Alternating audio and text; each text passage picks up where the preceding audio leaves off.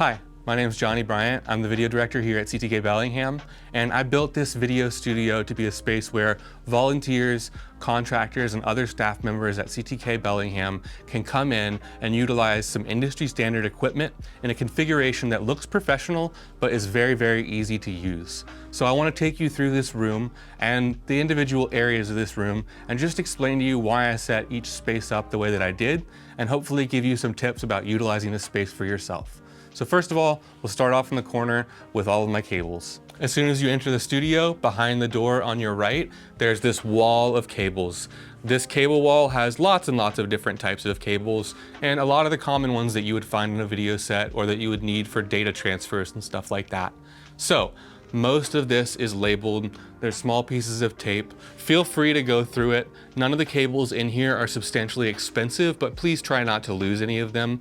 There's a lot of cables in here, and this is a shoe organizer from Target. So little life hack if you ever need to organize cables.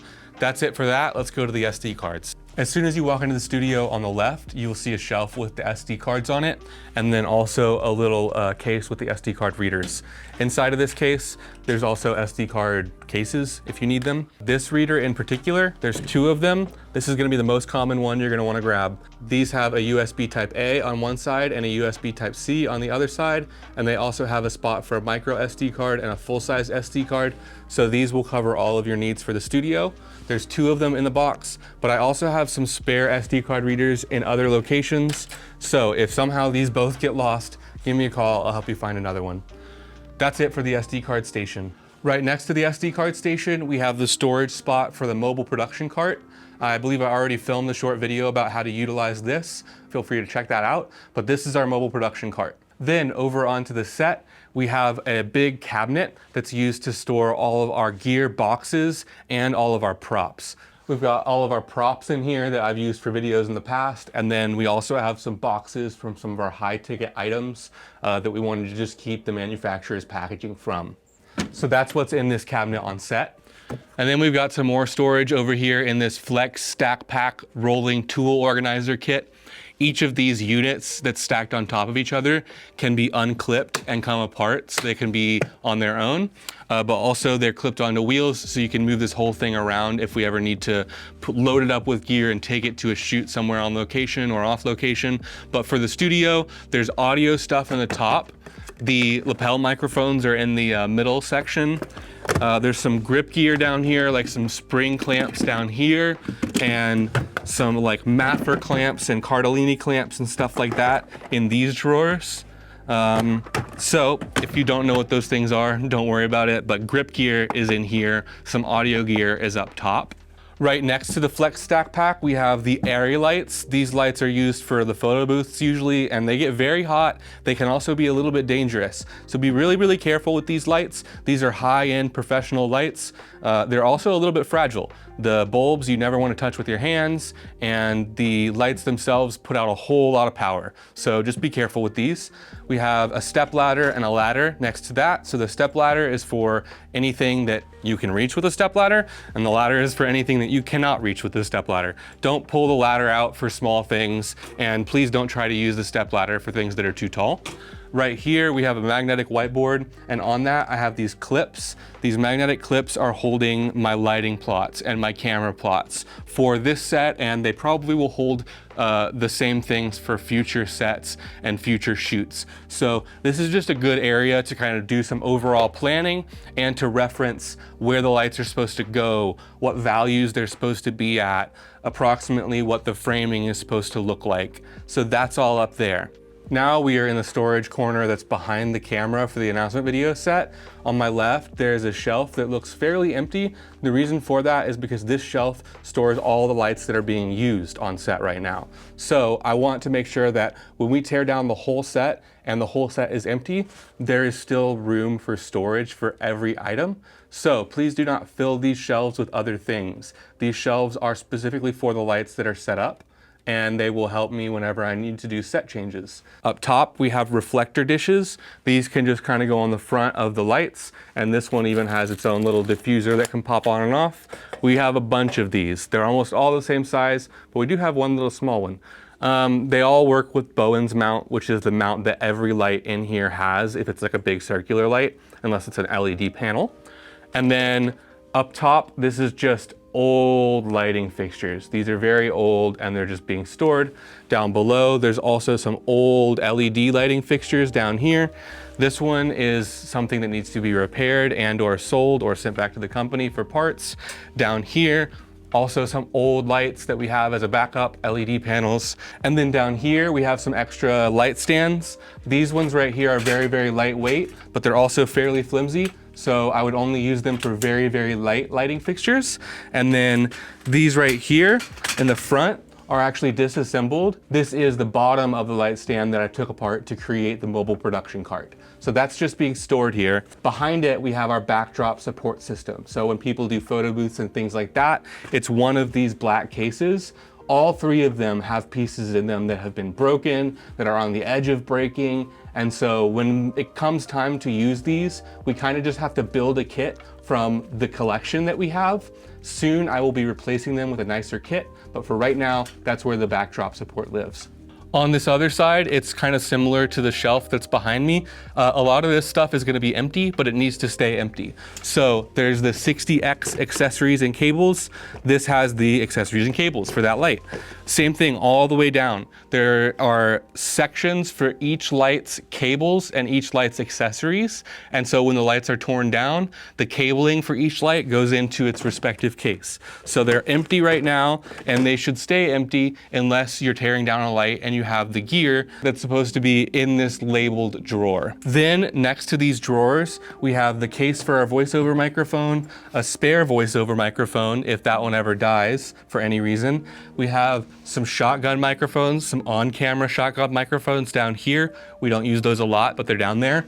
And then on the bottom, we have a bucket that goes in with the Flex Stack Pack. It's a part of the system if we want to ever put that on the very, very top.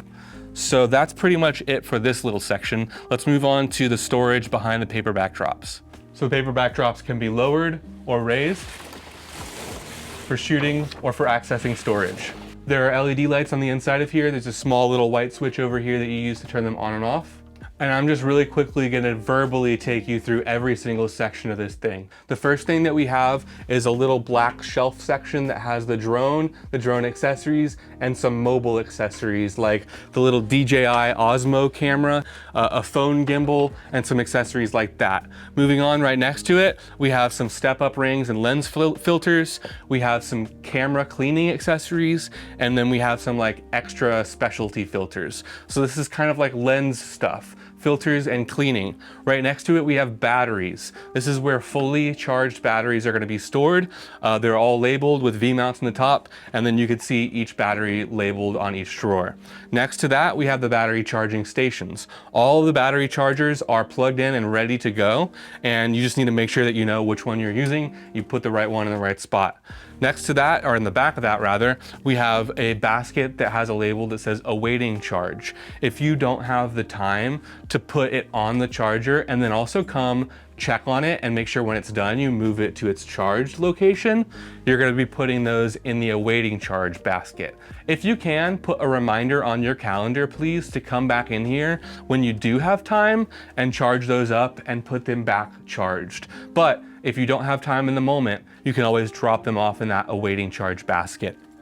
Next up, we have the most important element, the vibes. There are Bluetooth speakers up top. So if you want to use those Bluetooth speakers, you just pull out your device, open it up, go to Bluetooth, and then look for the one that's called E4.5 BT.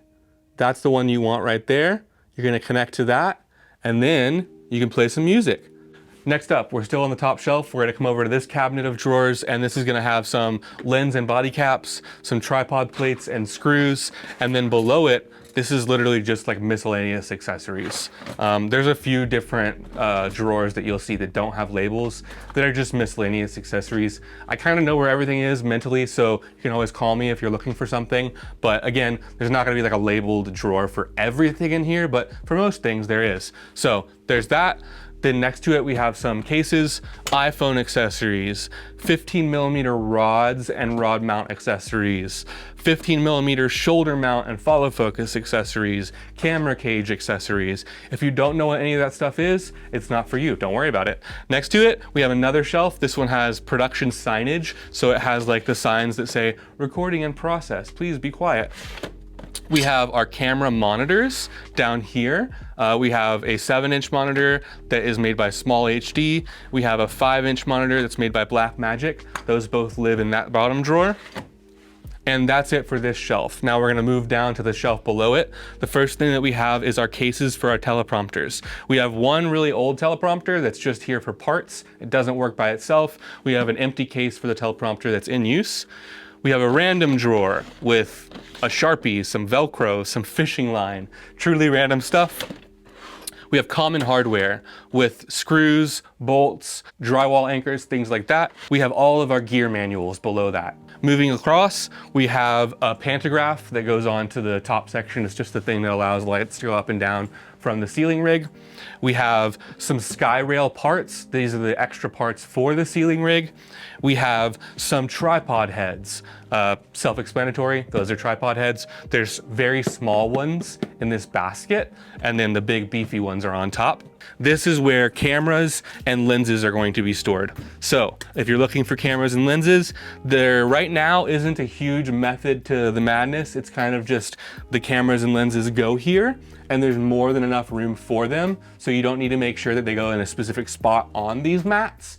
Just make sure that they're carefully placed back. Down below the cameras, we have a couple of lighting modifiers. There's a softbox, and then behind it, there's a really, really big lantern attachment. I haven't used it a lot, but it's there.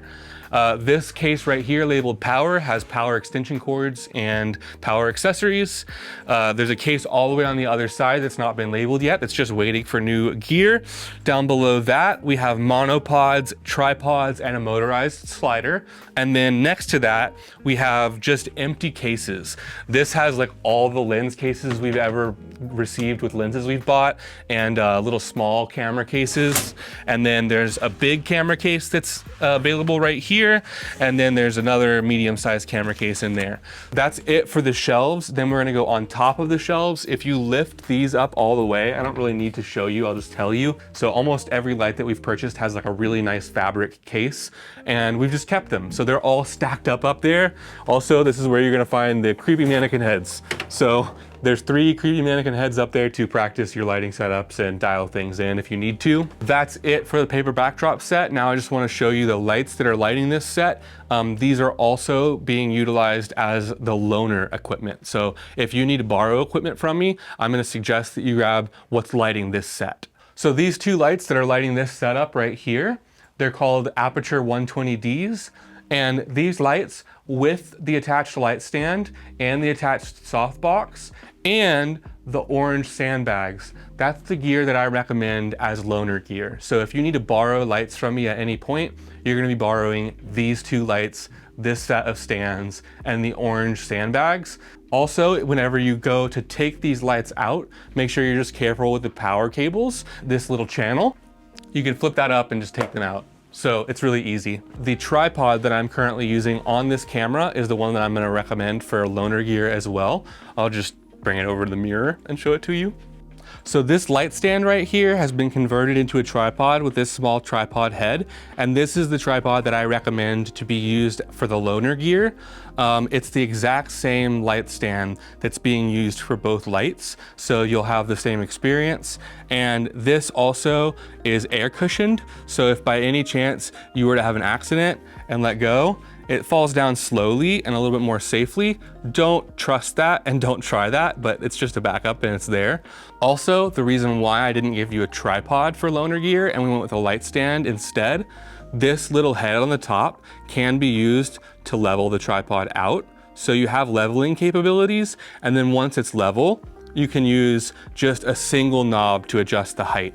So if you have people coming in that are different height from each other, that is so much easier than having a tripod with 3 legs and going like, loosen this one, loosen that one, loosen this one, tighten that one. So you just have one knob, up, down, easy. You're gonna be using the Sony a7 II, that's the loaner camera for the moment.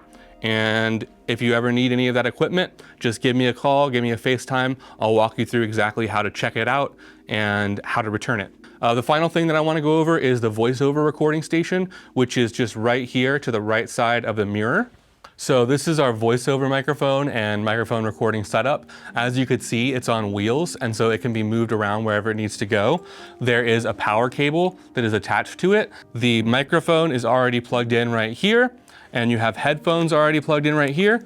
If you're going to record in the studio and you're not going to take this on wheels somewhere else, I actually suggest unplugging from here and plugging in to the same audio recorder that's used for the announcement video setup. Now you're recording into the Zoom R4, the recorder that does have 32-bit float, and you don't have to worry as much about your audio levels.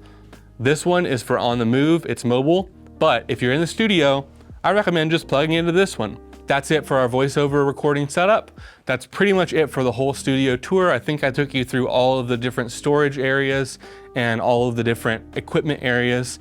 And yeah, I just appreciate you very much, and thanks for watching, and I'll talk to you later.